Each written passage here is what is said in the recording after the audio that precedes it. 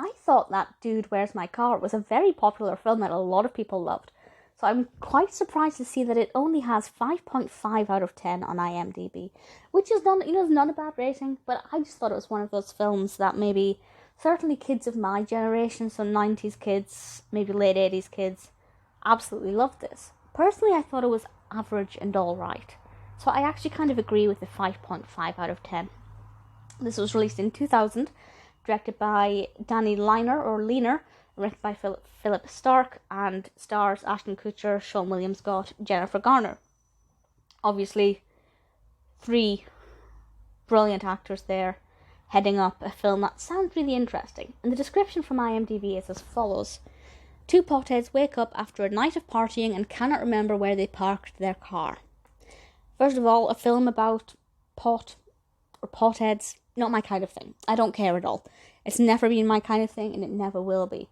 But I like what is essentially a very simple premise. 2 guys wake up and they don't know where the car is, and now they're on this wild goose chase. And I think what follows is one of the most ridiculously unpredictable narratives I've ever seen. And I'm not going to say what happens, but basically they end up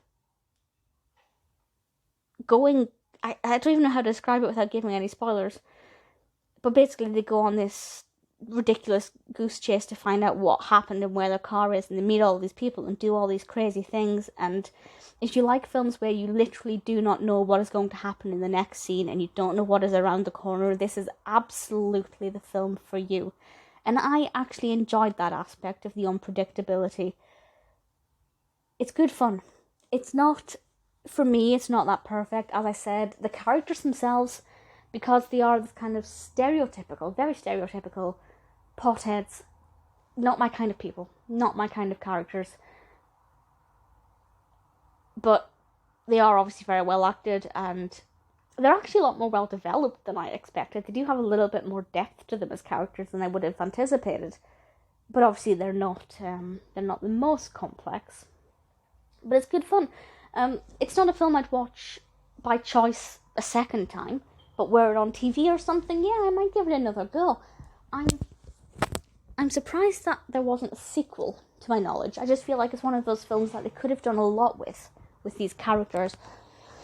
I don't know, maybe there was a sequel planned. Maybe there's a kind of spin-off, not to my knowledge, but, it's good. If you like kind of juvenile, silly humour, you're probably going to like this. Again, not really my kind of thing, but it works.